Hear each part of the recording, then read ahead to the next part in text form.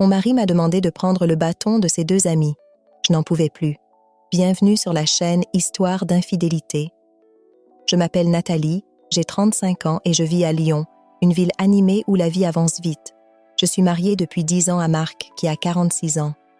Nous travaillons tous les deux dans le même magasin de pièces détachées où je m'occupe de la partie administrative tandis qu'il gère l'entreprise. Notre histoire d'amour a commencé le jour où nous avons tous deux été embauchés. C'était immédiat, passion, attirance, tout. Nous étions inséparables et en peu de temps, nous nous sommes mariés. Mais avec le temps, notre vie amoureuse a commencé à changer, surtout du côté de Marc. Avec les années, Marc est devenu plus à l'aise avec les routines du quotidien. Peut-être trop. Ses soirées à boire de la bière et à manger lourd ont commencé à se ressentir sur son corps. Moi, en revanche, j'ai toujours pris soin de mon apparence, surtout en approchant la quarantaine. Mon dernier cadeau de Noël pour moi-même a été des implants en silicone, payés par Marc, car mon salaire ne suffisait pas pour de tels luxes. Marc, toujours généreux, voulait le meilleur pour moi, même si son propre corps prenait une autre direction. Au fil des ans, Marc a pris du poids. Il est passé de sportif à un poids alarmant de 130 kilos, ce qui a affecté notre intimité. Nos rencontres passionnées sont devenues rares, frustrantes et insatisfaisantes. Chaque fois que nous essayions, Marc était essoufflé en quelques minutes, en sueur, devant faire une pause pour reprendre son souffle. Je sentais la distance croître entre nous, non seulement physiquement, mais aussi émotionnellement. Je l'aimais profondément, mais il manquait quelque chose. Un soir, après une nouvelle tentative ratée d'intimité, je n'ai pas pu me retenir plus longtemps. Je me suis assise à côté de Marc et le cœur lourd, je lui ai dit « Il faut que tu fasses quelque chose pour ton poids. Je m'inquiète pour ta santé. » Bien que je me souciais vraiment de sa santé, ce qui me faisait encore plus mal, c'était le vide émotionnel qui grandissait entre nous. Je manquais d'être désirée, de me sentir voulue, de ressentir cette flamme. Marc m'a écoutée et pendant quelques semaines, il a fait un effort pour perdre du poids. Mais cela n'a pas duré. Son aversion pour l'exercice et la routine a vite pris le dessus et il a abandonné. L'idée de le quitter ne m'a jamais traversé l'esprit, car malgré tout, je l'aimais. Mais je ne pouvais ignorer le vide dans notre intimité. J'ai essayé de faire face, même de trouver des solutions seule, mais rien ne comblait ce vide que je ressentais. Je désirais à nouveau cette passion ardente que nous avions autrefois, mais elle avait disparu. Puis est arrivée cette nuit fatidique, il y a 5 mois, en mars. Marc avait organisé une sortie avec 2 de ses clients, Cédric et Renaud, tous 2 propriétaires de garages en ville. Ce n'était pas inhabituel que je les accompagne lors de ces sorties. Marc aimait ma compagnie et j'appréciais souvent de socialiser. Ce soir-là, je me suis habillée, rien de trop extravagant, mais juste assez pour me sentir bien. J'ai mis une robe noire moulante et courte et je me suis maquillée. Marc l'a remarqué et, avec un sourire, m'a taquinée.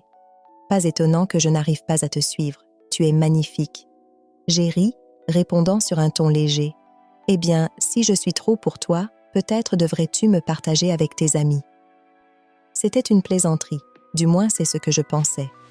Mais Marc m'a surprise en répondant avec un sourire malicieux.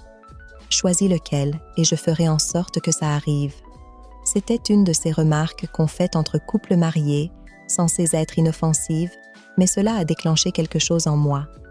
Peut-être était-ce le manque de passion à la maison, ou peut-être quelque chose de plus profond. Mais après cet échange, mon esprit a commencé à vagabonder.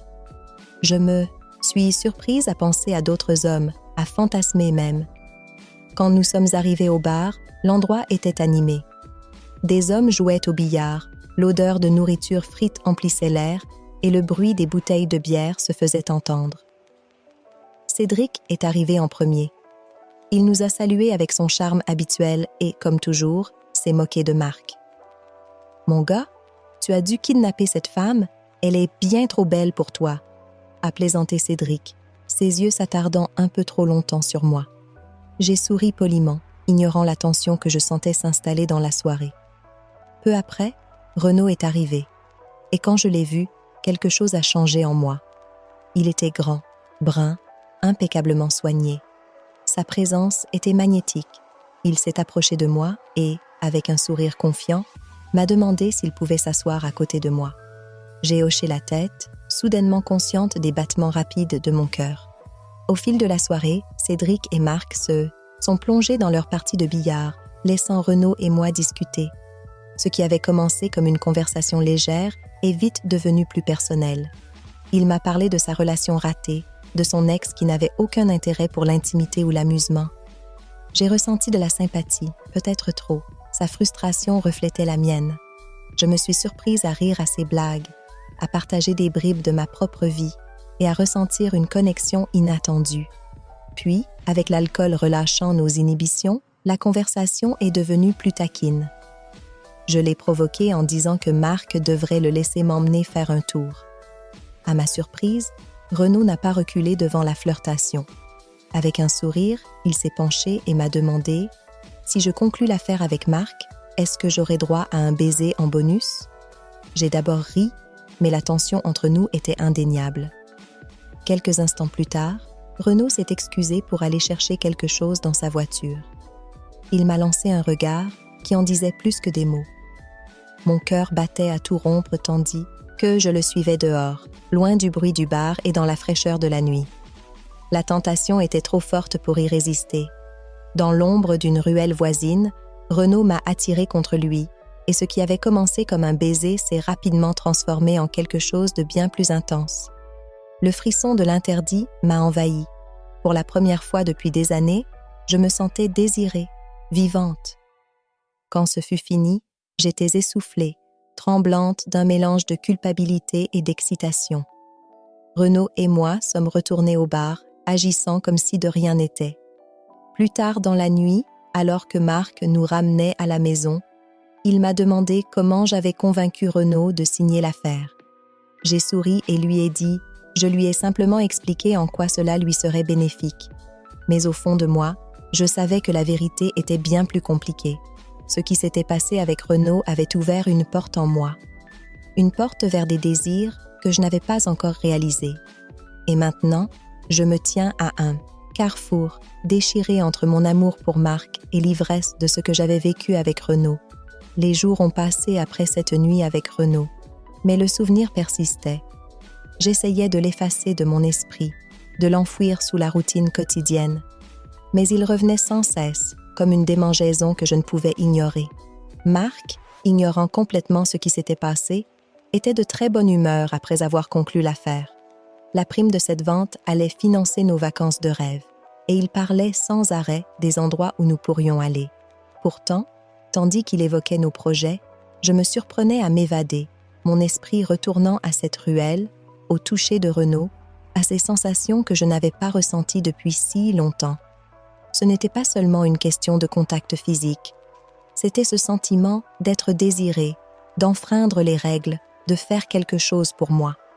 Cette excitation avait réveillé quelque chose en moi, quelque chose que je ne pouvais plus ignorer. Un soir, alors que Marc et moi étions assis à la maison, regardant la télévision, il s'est tourné vers moi et m'a souri. « Tu sembles plus heureuse ces derniers temps », m'a-t-il dit en prenant ma main. « Je suis content que ça aille mieux. Ça m'avait manqué. » Ces mots m'ont transpercé comme un couteau. Comment pouvais-je lui dire que ce que je ressentais n'avait rien à voir avec lui? Que l'étincelle qu'il pensait revenue venait d'un autre homme? J'ai souri à mon tour, me forçant à le regarder dans les yeux. « Oui, moi aussi », ai-je menti. Au fil des semaines, la distance entre Marc et moi a recommencé à grandir, malgré ses efforts. Il avait commencé à essayer davantage, planifiant des soirées, faisant de petits gestes pour raviver la passion entre nous. Mais ce n'était pas suffisant. Le poids de ce qui s'était passé avec Renaud et mon désir croissant de retrouver cette excitation me hantaient comme une ombre. Puis, un après-midi, alors que j'étais au travail, j'ai reçu un message d'un numéro inconnu. Mon cœur a sauté un battement quand je l'ai ouvert. C'est Renaud. Je n'arrête pas de penser à toi. Je suis restée figée devant l'écran, mon esprit tourbillonnant. Une partie de moi savait que je devais l'ignorer, supprimer le message et passer à autre chose. Mais une autre partie de moi, celle qui avait été réveillée cette nuit-là, en voulait plus. J'ai hésité un instant, puis j'ai répondu « Moi non plus, je n'arrête pas d'y penser. » Cet échange a ouvert les vannes des émotions que je n'avais pas encore comprises. Au cours des semaines suivantes, Renaud et moi avons recommencé à nous écrire au début des conversations anodines, mais rapidement nos échanges sont devenus plus flirtants. Il me demandait comment s'était passée ma journée, puis glissait un commentaire sur son impatience de me revoir. Chaque message de sa part m'envoyait une décharge d'adrénaline, un rappel de cette connexion que nous avions partagée cette nuit-là. Je me disais que ce n'était pas grave, juste un peu de légèreté. Mais au fond de moi, je savais que je jouais avec le feu, puis est venu le jour où il a proposé de se revoir. C'était un vendredi après-midi et Marc devait travailler tard. Renaud a suggéré qu'on prenne un verre, juste nous deux. Mon cœur battait la chamade en lisant son message. Je savais ce que cela signifiait de le revoir. Je savais la ligne que j'allais franchir. Mais l'envie de le voir, de ressentir à nouveau ce frisson, était trop forte pour y résister. J'ai accepté. Ce soir-là, je me suis préparée avec soin, choisissant une tenue qui semblait décontractée mais qui mettait en valeur mes formes. J'ai dit à Marc que je sortais boire un verre avec une amie après le travail et il n'a posé aucune question.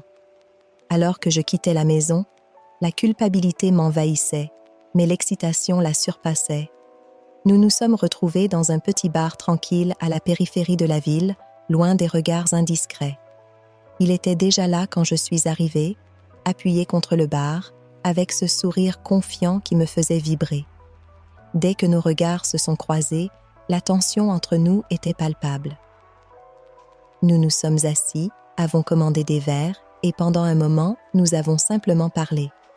Mais sous la surface, je pouvais sentir l'attraction croître avec chaque minute qui passait. Mon cœur battait la chamade alors qu'il se rapprochait de moi, frôlant ma main pendant qu'il parlait. Puis, sans prévenir, il s'est penché et m'a embrassée. C'était comme si une étincelle venait de s'allumer, ravivant quelque chose en moi que je ne pouvais plus contrôler. Le baiser était intense, désespéré, comme si nous essayions tous les deux de retrouver cette première nuit volée dans la ruelle. Nous n'avons pas parlé des conséquences. Nous n'avons pas parlé de ce que cela signifiait pour nos vies respectives. À ce moment-là, rien de tout cela n'avait d'importance. La seule chose qui comptait, c'était le feu entre nous, la manière dont il me faisait sentir vivante à nouveau. La soirée s'est floutée dans un tourbillon de passion et de moments volés. Après avoir quitté le bar, nous nous sommes retrouvés dans sa voiture, garée dans un endroit isolé. L'air était chargé de désir, et avant même que je m'en rende compte, nous étions à nouveau entremêlés, tout comme cette première nuit. C'était brut, imprudent, enivrant. Mais à mesure que la nuit avançait, la réalité commençait à revenir. Quand tout fut fini, je suis restée là, le cœur battant, l'esprit tourbillonnant. Qu'avais-je fait? Encore une fois? En rentrant chez moi, Marc était sur le canapé, regardant la télévision comme chaque soir. Quand je suis entrée, il a levé les yeux et m'a souri, complètement inconscient de la tempête qui faisait rage en moi. « Comment s'est passée ta soirée ?» m'a-t-il demandé, ignorant la culpabilité qui me rongeait. « C'était bien », ai-je répondu, forçant un sourire. Alors que je m'asseyais à côté de lui, le poids de mes secrets se faisait de plus en plus lourd. J'aimais Marc, ou du moins, je pensais l'aimer. Mais je savais aussi que quelque chose avait changé en moi, quelque chose que je ne pouvais plus ignorer. Désormais, chaque fois que je regardais mon mari, je ressentais un mélange étrange d'amour, de culpabilité et de désir. Je ne voulais pas le blesser, je ne voulais pas détruire la vie que nous avions construite ensemble. Mais l'excitation de ce que j'avais vécu avec Renaud était enivrante, et je ne savais pas si je pouvais y renoncer. J'étais coincée entre deux mondes, la vie sûre et confortable que j'avais toujours connue avec Marc et le monde sauvage et exaltant que Renaud avait ouvert pour moi. Et plus j'essayais d'ignorer ce sentiment, plus je réalisais que je ne pouvais pas avoir les deux. Les jours suivants furent un véritable calvaire. Chaque fois que je regardais Marc, la culpabilité me rongeait, mais en même temps, le souvenir de cette nuit avec Renaud me hantait. Ce n'était pas seulement l'aspect physique, c'était la manière dont il me faisait me sentir vivante, vue, désirée. Avec Marc, j'avais la sécurité, l'amour, la stabilité. Mais avec Renaud, j'avais la passion, et cette flamme avait ravivé quelque chose de profondément enfoui en moi. J'ai essayé de repousser ces pensées, de me concentrer sur ma vie avec Marc, mais c'était comme lutter contre une force invisible. Au travail, je me surprenais à vérifier mon téléphone constamment, espérant voir le nom de Renaud apparaître à l'écran. Quand c'était le cas, mon cœur s'emballait, même si je savais que je jouais avec le feu. Puis, un après-midi, alors que j'étais au travail, mon téléphone a de nouveau vibré. On doit se revoir. Je n'arrête pas de penser à toi. Je suis restée figée devant le message, mon esprit tourbillonnant. Je savais que je devais dire non. Je savais que je marchais en terrain dangereux, mais mes doigts ont bougé d'eux-mêmes, et avant même que je puisse m'arrêter, j'ai répondu « Où et quand ?» Ce soir-là, j'ai dit à Marc que je devais rester tard au travail pour finir des dossiers. Il n'a posé aucune question, m'a simplement embrassée avant que je ne parte. La culpabilité me rongeait alors que je quittais la maison, mais l'excitation qui bouillonnait en moi l'a vite surpassée. Je savais que ce que j'étais sur le point de faire était mal, mais je ne pouvais pas m'arrêter. Renaud avait choisi un petit hôtel à l'extérieur de la ville, loin des regards indiscrets. Quand je suis arrivée, il m'attendait déjà dans le hall. Dès que je l'ai vu, l'attirance entre nous était indéniable. Il n'a pas dit un mot, a simplement pris ma main et m'a menée à l'étage jusqu'à la chambre. Ce qui s'est passé ensuite était inévitable. Dès que la porte s'est refermée derrière nous, nous étions dans les bras l'un de l'autre, nos corps bougeant avec la même urgence et la même faim que nous avions ressentie auparavant. C'était passionné, intense et totalement imprudent. Dans cette chambre, tout le reste s'est évaporé. Marc, mon mariage, ma vie. Il n'y avait que Renaud et moi, deux personnes qui cédaient à leurs désirs les plus primaires. Après coup, alors que nous étions allongés, encore enchevêtrés dans les draps, la réalité commençait doucement à revenir. Je fixais le plafond, mon esprit tourbillonnant d'émotions. Qu'avais-je fait, encore une fois, encore une? Renaud était allongé à côté de moi, sa respiration lourde, sa main posée sur mon ventre. Il m'a regardé, ses yeux sombres et remplis de quelque chose que je ne parvenais pas à identifier. « À quoi penses-tu » m'a-t-il demandé doucement. Je me suis tournée vers lui, incertaine de quoi répondre. À quoi pensais-je? À mon mari, qui m'attendait à la maison, inconscient de ce que j'étais en train de faire? À la culpabilité qui me dévorait, menaçant de me détruire? Ou au fait que, malgré tout, je ne voulais pas que ça s'arrête? Je ne sais pas, ai-je finalement murmuré, plus pour moi que pour lui. Renaud s'est redressé, passant une main dans ses cheveux. « Je sais que c'est compliqué », a-t-il dit après une longue pause. « Mais je ne peux pas m'empêcher de ressentir ce que je ressens pour toi. » Ces mots m'ont frappé en plein cœur. Était-il en train de me dire que ces sentiments allaient au-delà d'une simple attirance? Et plus important encore, que ressentais-je pour lui? Ce n'était plus une simple aventure. J'étais émotionnellement impliquée, et cela me faisait peur. Je n'ai pas répondu, trop accablée par la tempête d'émotions qui m'envahissait. À la place, j'ai rassemblé mes vêtements et me suis habillée rapidement. Renaud m'a regardée en silence, sentant le changement d'atmosphère. « Je devrais y aller », ai-je murmuré, évitant son regard. « Nathalie », sa voix était douce, presque suppliante, mais je ne pouvais pas rester. Je ne pouvais pas m'enfoncer plus profondément dans ce tourbillon. Sans dire un mot de plus, j'ai pris mon sac et quitté la chambre, mon cœur battant à tout rompre. En rentrant chez moi, le poids de mes actions s'est abattu sur moi comme une vague. J'avais franchi une ligne et je n'étais pas sûre de pouvoir revenir en arrière. Mon téléphone a de nouveau vibré. Le nom de Renaud illuminait l'écran, mais je n'avais pas la force de répondre. Je savais que j'étais en train de perdre le contrôle et je n'avais aucune idée de comment m'arrêter. Quand je suis arrivée chez moi, Marc était toujours assis sur le canapé, regardant la télévision. Il m'a souri en me voyant, ignorant totalement la tempête qui grondait en moi. J'ai marmonné un bonsoir et me suis dirigée directement vers la douche, espérant que l'eau chaude effacerait la culpabilité qui collait à ma peau. Sous la douche, les larmes ont commencé à couler. Qu'est-ce que j'étais en train de faire? J'aimais Marc, n'est-ce pas? Il avait toujours été bon avec moi, attentif, aimant, fidèle. Mais avec Renaud, c'était comme si quelque chose s'était réveillé en moi, quelque chose dont je ne soupçonnais même pas l'existence. Et maintenant, je me retrouvais coincée entre deux mondes, ne sachant plus où était ma place. Les jours qui ont suivi, j'ai essayé de m'éloigner de Renaud. J'ai cessé de répondre à ses messages, ignorer ses appels. Mais ce n'était pas facile. La tentation était toujours là, tapie dans un coin de mon esprit, attendant un moment de faiblesse. Marc, de son côté, semblait plus heureux que jamais. Il faisait plus d'efforts, organisait des soirées romantiques, parlait de nos futures vacances. Je devrais être heureuse, je devrais me sentir comblée. Mais au lieu de cela, je me sentais étouffée par le poids de mes secrets. Puis, un soir, tout s'est effondré. Marc et moi étions au restaurant, célébrant l'affaire qu'il avait conclue avec Renaud. Nous étions assis à une table cosy, dégustant une bouteille de vin. Pour la première fois depuis des semaines, j'avais l'impression que les choses pouvaient redevenir normales, que peut-être je pourrais tout laisser derrière moi. Mais alors que nous finissions le dessert, le téléphone de Marc a vibré. Il a jeté un coup d'œil à l'écran, puis m'a regardé, son expression soudainement illisible.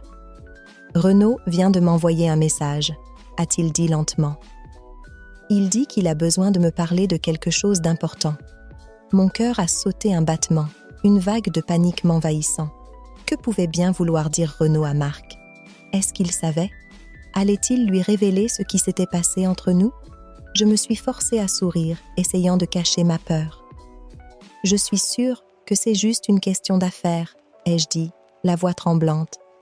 Mais au fond de moi, je savais que ce n'était pas le cas. Je savais que Renaud détenait maintenant un pouvoir sur moi, un pouvoir qui pouvait tout détruire. Et tandis que Marc organisait un rendez-vous avec lui pour le lendemain, je sentais que mon monde commençait à s'effondrer. Le lendemain a été interminable. Je n'arrivais pas à me concentrer au travail, sachant que Marc allait rencontrer Renaud plus tard dans l'après-midi. Mon esprit était envahi par des scénarios catastrophes. Et si Renaud disait quelque chose, qu'allait-il dire? Pourquoi voulait-il parler à Marc? Chaque fois que mon téléphone vibrait, mon cœur s'emballait, craignant que ce ne soit Marc ou, pire encore, Renaud. Quand je suis rentrée à la maison, j'étais un véritable paquet de nerfs. Marc devait rentrer d'une minute à l'autre, et je n'avais aucune idée de comment s'était passée cette conversation.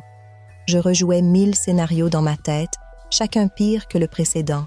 Mais quand Marc est enfin rentré, il avait l'air calme, presque joyeux. Il m'a salué avec un baiser sur la joue et est allé ranger son manteau, comme si de rien n'était. « Alors, comment ça s'est passé avec Renaud ?» ai-je demandé, essayant de paraître décontractée, mais ma voix tremblait légèrement. Marc m'a jeté un coup d'œil en s'asseyant à la table de la cuisine. « Ça s'est bien passé, on a parlé de l'entreprise, il a quelques idées pour l'avenir. Rien de pressant, mais c'était bien de discuter. Un immense soulagement m'a envahi, mais il a rapidement été remplacé par la culpabilité. Renaud n'avait rien dit. Il avait gardé notre secret pour l'instant. Mais je savais qu'il ne resterait pas caché éternellement. Le poids de ce secret me submergeait. J'ai essayé de me plonger à nouveau dans mon mariage, de me concentrer sur Marc, sur la vie que nous avions construite ensemble. Mais c'était comme essayer d'éteindre un feu avec de l'essence. Chaque tentative de raviver la passion que nous avions autrefois ne faisait que me rappeler ce qui manquait. Et chaque fois que je regardais mon téléphone, mes doigts me démangeaient de vouloir écrire à Renaud, de replonger dans cette toile enivrante que nous avions tissée. C'est à ce moment-là que les rêves ont commencé. La nuit, je me réveillais en sueur, le cœur battant, avec des images vives du toucher de Renaud qui me hantait. Dans mes rêves, j'étais toujours dans cette ruelle avec lui, revivant ce premier moment volé de passion. Mais parfois, Marc était là aussi, nous regardant, me jugeant, le visage déformé par la trahison. La culpabilité me dévorait de l'intérieur. Je ne pouvais pas continuer à vivre cette double vie, mais je ne savais pas comment m'arrêter. Les messages de Renaud devenaient moins fréquents, mais ils ne s'arrêtaient jamais complètement. De temps en temps, un texte apparaissait, ravivant les flammes que j'avais essayé d'éteindre. « Tu me manques. Je n'arrête pas de penser à toi. » Chaque fois, je fixais le message pendant des heures, déchiré entre la vie que j'avais avec Marc et l'excitation que j'avais vécue avec Renaud.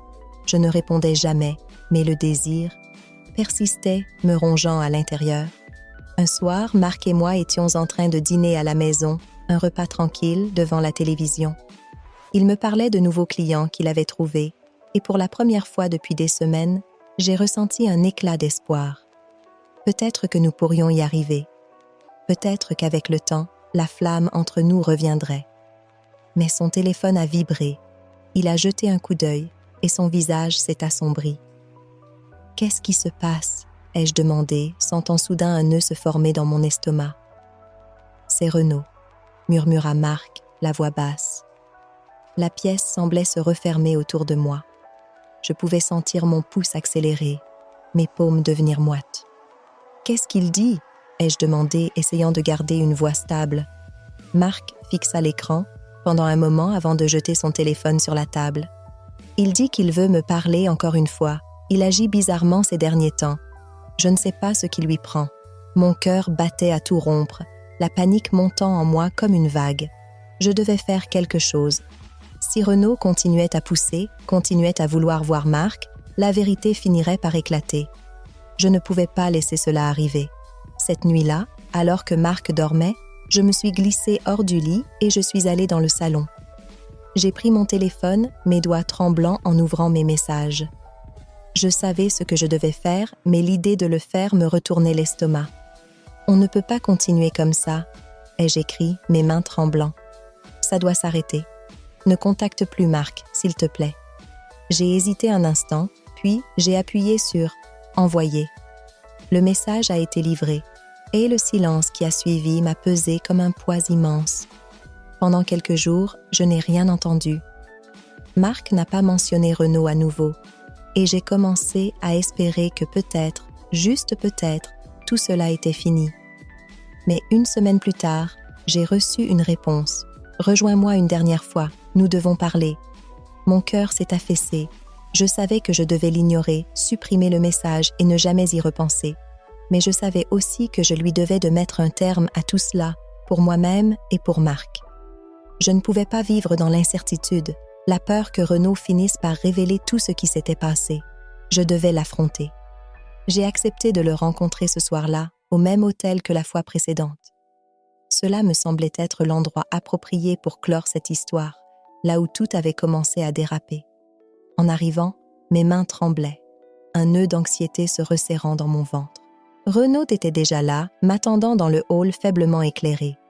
Quand il m'a vue, il a souri, mais quelque chose avait changé dans ses yeux, quelque chose de plus froid, de plus calculateur.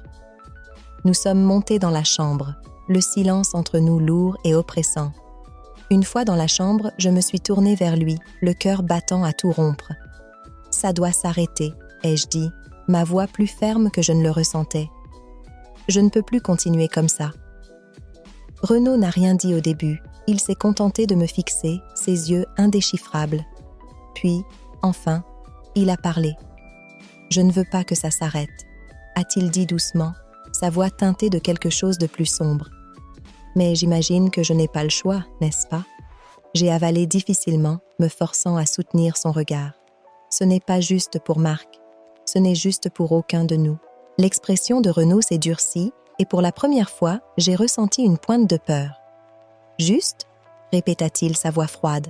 « Tu penses que tout ça a été juste pour moi?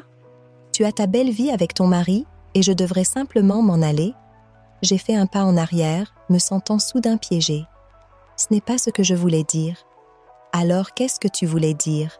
m'a-t-il coupé, sa voix montant d'un cran. « Tu penses que tu peux jouer avec la vie des gens et t'en sortir? Tu penses que je vais te laisser faire? Mon sang s'est glacé. Qu'est-ce que tu insinues ?» Renaud a fait un pas vers moi, ses yeux se plissant. « Je dis que si tu ne me donnes pas ce que je veux, peut-être que Marc devrait savoir la vérité. » La panique m'a envahie. Je ne m'attendais pas à ça. Je n'avais pas réalisé à quel point les sentiments de Renaud pour moi étaient mat et profonds. Il ne cherchait pas juste une clôture, il voulait du contrôle, un levier contre moi. « Tu ne ferais pas ça », ai-je chuchoté, ma voix tremblante. « Vraiment ?» rétorqua-t-il. « Réfléchis-y, Nathalie. Qu'est-ce qui m'empêche de tout lui dire ?» La peur me serrait la poitrine comme un étau. Renaud était devenu dangereux, une menace que je n'avais pas vue venir. Je devais sortir de là, trouver un moyen de l'arrêter avant qu'il ne détruise tout ce que j'avais construit. Je te laisse le temps d'y réfléchir. dit Renaud, reculant d'un pas, sa voix redevenue froide et calculatrice. Mais ne tarde pas trop. Sans dire un mot de plus, je suis sortie de la chambre, mon cœur battant à mes oreilles. En conduisant jusqu'à chez moi, des larmes ont coulé sur mes joues. J'étais piégée, prise au piège de mes propres erreurs, et je ne savais pas comment m'en sortir. En rentrant, Marc dormait, inconscient de la tempête qui se déchaînait juste sous la surface de nos vies. Je suis restée dans l'embrasure de la porte, l'observant un moment, sentant le poids de mes décisions s'abattre sur moi. Comment avais-je pu laisser les choses aller aussi loin? Comment ma vie avait-elle pu déraper à ce point? Mais je n'avais pas le temps de m'apitoyer sur mon sort. Je devais agir, et vite, avant que Renaud ne mette ses menaces à exécution. Les jours suivants furent un véritable supplice. Chaque fois que mon téléphone vibrait, mon cœur s'emballait. Chaque fois que Marc me posait une question ou faisait un commentaire, j'étais terrifiée qu'il sache. La menace de Renaud planait au-dessus de moi comme un nuage sombre, et je ne pouvais échapper à la peur que, à tout moment, mon monde s'effondrerait. Mais je ne pouvais pas laisser cela arriver. Je devais trouver un plan, quelque chose pour garder Renaud, silencieux, quelque chose pour protéger la vie que j'avais construite avec Marc. Je savais que la vérité détruirait tout, et je n'étais pas prête à tout perdre. Mon amour pour Marc, malgré tout, était réel. J'avais fait une terrible erreur, mais je ne pouvais pas la laisser définir le reste de ma vie. La semaine suivante, Renaud m'a envoyé un autre message. « As-tu réfléchi à ce que je t'ai dit ?» Je ne voulais pas répondre. Je ne voulais pas me laisser prendre dans son jeu tordu. Mais l'ignorer n'était pas une option. Je devais affronter cela. Je devais trouver un moyen de neutraliser la menace avant qu'il ne soit trop tard. J'ai pris une profonde inspiration et répondu « Je te verrai ce soir, mais ce sera la dernière fois. » Il a accepté et mon cœur s'est serré en réalisant ce que je devais faire. Je ne pouvais plus jouer son jeu. Je devais le confronter une bonne fois pour toutes, mettre fin au pouvoir qu'il détenait sur moi. Ce soir-là, j'ai dit à Marc que j'allais voir une amie et j'ai quitté la maison. Mes mains tremblaient alors que je conduisais jusqu'à l'hôtel, le même où nous nous étions rencontrés auparavant. Chaque fibre de mon être criait de faire demi-tour, d'oublier toute cette histoire, mais je savais que je ne pouvais plus fuir. Quand je suis arrivée, Renaud m'attendait dans le hall, comme la fois précédente. Son sourire était détendu, mais il y avait une intensité dans ses yeux qui me donnait des frissons. Sans dire un mot, il m'a conduite dans la chambre. Dès que la porte s'est refermée derrière nous, je me suis retournée pour lui faire face. « Ça se termine ce soir, Renaud, » ai-je dit, ma voix plus ferme que je ne le ressentais. « Tu ne vas pas me faire chanter, tu ne vas pas ruiner ma vie. » Il haussa un sourcil, un sourire narquois se dessinant sur ses lèvres. « Et comment comptes-tu m'en empêcher ?» Mon estomac se serra, mais je ne laissais pas la peur transparaître. « Parce que je vais tout dire à Marc ce soir. Je vais lui avouer toute la vérité. » Le sourire de Renaud s'effaça, et pour la première fois, je vis une lueur d'incertitude dans ses yeux. « Tu ne ferais pas ça, » dit-il, mais sa voix manquait de confiance. « Je le ferai, » ai-je répondu, croisant les bras sur ma poitrine. « Je préfère qu'il l'apprenne de moi que de toi. Tu penses pouvoir me contrôler, mais tu ne le peux pas. Tu n'as aucun pouvoir réel sur moi. » L'expression de Renaud s'assombrit. « Tu bluffes ?»« Non, » rétorquai-je d'une voix stable. « Ça se termine maintenant. Si tu dis quoi que ce soit, ça n'aura plus d'importance. Marc saura la vérité et tu passeras pour quelqu'un de pathétique. » Essayant d'utiliser notre erreur pour me manipuler. Pendant un long moment, Renaud se contenta de me fixer, la mâchoire serrée, les yeux froids et calculateurs. Je pouvais voir les rouages tourner dans sa tête, essayant de déterminer si je disais la vérité. Mais je restais ferme, refusant de laisser transparaître la peur qui me rongeait à l'intérieur. Finalement, il laissa échapper un rire amer. « Très bien, » dit-il, sa voix pleine de mépris.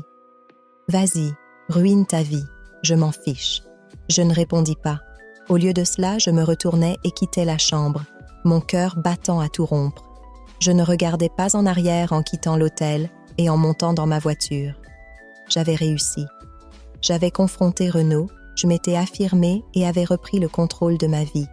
Mais maintenant, il me restait la partie la plus difficile, avouer la vérité à Marc. Le trajet de retour fut flou. Je répétais sans cesse la conversation dans ma tête, essayant de trouver les bons mots, des mots qui rendraient cela plus facile. Mais il n'y avait pas de mots justes pour ça. J'avais trahi Marc, et rien de ce que je pouvais dire ne changerait cela. Quand je suis rentrée à la maison, Marc était assis à la table de la cuisine, un verre de vin à moitié vide devant lui. Il leva les yeux quand je suis entrée, son expression douce, un sourire au coin des lèvres. « Salut, comment s'est passée ta soirée ?» demanda-t-il, ignorant totalement la tempête qui s'apprêtait à éclater. Je restais là un moment, le cœur lourd de culpabilité. Puis, prenant une profonde inspiration, je m'assis en face de lui. « Marc, » dis-je doucement, ma voix tremblante, « il faut que je te dise quelque chose. » Il fronça les sourcils, posant son verre. « Qu'est-ce qu'il y a ?» Ma gorge se serra, et pendant un moment, je n'arrivais pas à trouver les mots. Mais ensuite, je me suis forcée à parler, à dire les mots que je redoutais tant. « J'ai fait une erreur, » chuchotai-je. J'ai vu quelqu'un d'autre. Le silence qui suivit fut assourdissant. Marc se contenta de me fixer, le visage figé, comme s'il ne parvenait pas à comprendre ce que je venais de dire. « Quoi ?» demanda-t-il enfin, d'une voix à peine audible. Des larmes me montèrent aux yeux, et je baissai les yeux sur mes mains, incapable de soutenir son regard. C'était avec Renaud, avouai-je, la voix tremblante. Ça s'est passé après cette soirée avec lui et Cédric. Je ne sais pas pourquoi, mais c'est arrivé, et je suis tellement désolée. Marc ne dit rien. Il restait là, me fixant, le teint livide. Le silence s'étira, m'étouffant, jusqu'à ce qu'enfin, il se lève, les mains tremblantes. « Depuis combien de temps ?» demanda-t-il, sa voix creuse. « Quelquefois, » murmurai-je, la honte m'écrasant comme une vague. « Mais ça est terminé, je te jure, c'est fini. » Marc passa une main dans ses cheveux, faisant les 100 pas dans la cuisine, sa respiration saccadée. « Je ne comprends pas, » murmura-t-il, plus pour lui-même que pour moi. « Pourquoi tu m'as fait ça ? Je ne sais pas, » sanglotai-je, ma poitrine se soulevant sous le poids de ma culpabilité. Je me sentais seule. J'avais l'impression que nous nous éloignions et j'ai fait une erreur. Une terrible, horrible erreur. Pendant un long moment, Marc ne dit rien. Il resta là, me tournant le dos, les épaules affaissées sous le poids de la trahison. Enfin, il se tourna vers moi, les yeux remplis de douleur, la trahison gravée dans chaque ligne de son visage. « Je te faisais confiance, » dit-il, la voix étranglée par l'émotion. « Je pensais qu'on était ensemble dans cette histoire. »« On l'est !» suppliai-je, me levant pour m'approcher de lui. « Marc, s'il te plaît, je t'aime. Je sais que j'ai tout gâché. Mais on peut réparer ça. On peut aller voir un conseiller, on peut... »« Arrête !» m'interrompit-il, se dégageant de moi. « Arrête !» La finalité dans sa voix me brisa le cœur. Je le regardais sortir de la cuisine, puis de la maison, disparaissant dans la nuit. Je restais là, seule, le poids de mes actions s'abattant sur moi. Il n'y avait plus moyen d'échapper à la vérité. J'avais tout détruit. Mon mariage, ma vie, mon avenir. Et pourquoi ? Un moment fugace d'excitation, un désir qui avait brûlé trop fort et m'avait laissé avec rien d'autre que des cendres. La maison était silencieuse, vide. La vie que j'avais autrefois connue n'était plus, et il ne restait que les ruines de mes choix. J'avais tout misé, et à la fin, j'avais tout perdu. Si vous avez aimé cette histoire de trahison, n'oubliez pas de liker, de commenter et de vous abonner à la chaîne.